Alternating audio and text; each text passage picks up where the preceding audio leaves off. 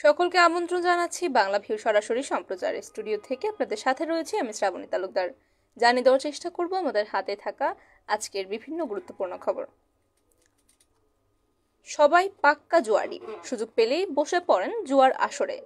জুয়ার মধ্যে বেশি আসক্তি জান্ডুবান্ডুতে। তারা এই নতুন ধরনের নাম দিয়েছেন জুয়া খেলার। মঙ্গলবার বিকেলে লোকচক্ষুর আড়ালে এমনই এক আসর বসিয়েছিলেন জুয়ারিরা, কিন্তু শেষ রক্ষা হয়নি। জনসাধারণের চোখ ফাঁকি দিতে পারলেও নজর এড়াতে পারেনি পুলিশদের। অভিযান চালিয়ে জান্ডুমান্ডুর 9 প্লেয়ারকে আটক করেছে পুলিশ। এদের মধ্যে বিজয় দেব, মিঠু, আব্দুস সাত্তার, আতিকুর রহমান আসিফ, পুতুল বিশ্বাসকে সিলেট মহানগরীর চালিবন্দরস্থ ট্রেড সেন্টারের ভেজিটেবল মার্কেটের সামনে থেকে পার্শ্ববর্তী একটি কক্ষ থেকে আটক করা হয়েছে। একই সময়ে পশ্চিম কাদির বাজারে কাঁঠালতলাস্থ আলতাপ ট্রেডার্সের ভেতর থেকে আটক করা হয়েছে দুলাল সরকার, সানি মিয়া, সাখাওয়াত হোসেন ও কাশেম মিয়া নামের 4 জুয়ারিকে। আটককৃতদের কাছ থেকে জান্ডুমান্ডু খেলার সরঞ্জামাদি উদ্ধার করেছে পুলিশ এবং বিষয়টি নিশ্চিত করেছেন মহানগর পুলিশের মিডিয়া বিভাগ। এছাড়া মহানগরের শাহপরান এলাকা থেকে 14 বোতল ভারতীয় মদ ও একটি সিএনজি সহ রায়হান আহমদ নামের এক মাদক ব্যবসায়ীকে গ্রেফতার করেছে গোয়েন্দা পুলিশ। বুধবার 11 অক্টোবর ভোরে শাহপরান থানাদের বটেশ্বর জালালাবাদ ক্যান্টনমেন্ট স্কুলের সামনে অভিযান পরিচালনা করে এইসব মদের বোতল জব্দ করা হয়েছে এবং আটককৃত আসামির বিরুদ্ধে শাহপরান থানায় মামলা দায়ের করা হয়েছে। সিলেটের গোলাপগঞ্জ উপজেলার ফুলবাড়ি ইউনিয়নের হাজিপুর নোয়াপাড়া গ্রামে এক তরুণীর ঝুলন্ত মরদেহ উদ্ধার করা হয়েছে। নিহত তরুণী গাড়ি চালক সুমন আহমেদের স্ত্রী এবং তার বয়স 20 বছর।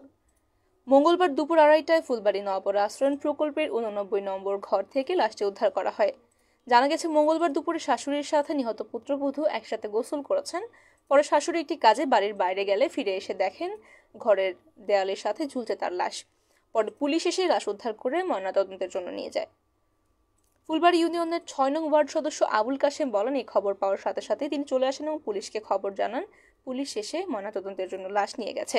ময়নাতদন্তের রিপোর্ট আসার পরে বোঝা যাবে এটি হত্যা নাকি আত্মহত্যা। অপরদিকে হবিগঞ্জের শায়েস্তাগঞ্জে বাড়ির পাশের পুকুরে পড়ে রবিউল হোসেন নিয়াদ নামে এক শিশুর মৃত্যু হয়েছে। পারিবারিক সূত্রে জানা যায়, সবার অজান্তে কোনো এক সময় নিয়াদ বাড়ির পাশের পুকুরে পড়ে যায়। পরে অনেকক্ষণ তাকে দেখতে না পেয়ে খোঁজাখুঁজির এক পর্যায়ে পুকুর থেকে তার মরদেহ উদ্ধার করা হয়। এরপর তাকে হবিগঞ্জ আধুনিক হাসপাতালে নিয়ে গেলে কর্তব্যরত চিকিৎসক মৃত ঘোষণা করেন। এদিকে কীটনাশক খেয়ে এক নারী আত্মহত্যা করেছেন। হবিগঞ্জের আজমিরিগঞ্জে ঘটনাটি ঘটে। বুলেট নামক কীটনাশক খেয়ে তিনি আত্মহত্যা করেছেন। নিহত গৃহবধূর নাম মমতাজ বিবি এবং বয়স 45 বছর। মঙ্গলবার বিকেল 4টায় হবিগঞ্জের জলসুখা ইউনিয়নের নোয়াগাড়া বড়হাটি গ্রামে ঘটনাটি ঘটে। মমতাজ বিবি জলসুখা ইউনিয়নের নোয়াগাড়া বড়হাটি গ্রামের কলমধর উল্লার স্ত্রী। মঙ্গলবার বিকেল 4টার দিকে তিনি নিজ বাড়িতে সকলের অগোচরে বুলেট নামক ইঁদুর মারার বিষ খেয়ে ছটফট করতে থাকেন। এক পর্যায়ে পরিবারের লোকজনের নজরে আসে বিষয়টি এবং তারা তাকে বানিয়াচং উপজেলা স্বাস্থ্য কমপ্লেক্সে নিয়ে যান। সেখানে তার অবস্থার অবনতি হলে হবিগঞ্জ সদর আধুনিক হাসপাতালে প্রেরণ করা হয়। সদর হাসপাতালে নেওয়ার পথে মৃত্যুর কোলে ঢলে পড়েন মমতাজ বিবি। আজমিরি থানার ভারপ্রাপ্ত কর্মকর্তা ডালিম আহমেদ আত্মহত্যার বিষয়টি নিশ্চিত করেছেন এবং তিনি বলেছেন, খবর পেয়ে ঘটনাস্থলে পুলিশ গিয়ে লাশ থানায় নিয়ে আসে। রাজশাহী সুরত হলে রিপোর্ট তৈরি করে ময়নাতদন্তের জন্য হবিগঞ্জ সদর আধুনিক হাসপাতালে প্রেরণ করা হয়েছে। এ ছিল আমাদের হাতে থাকা এখনকার মতো খবর। সাথে থাকার জন্য সকলকে ধন্যবাদ।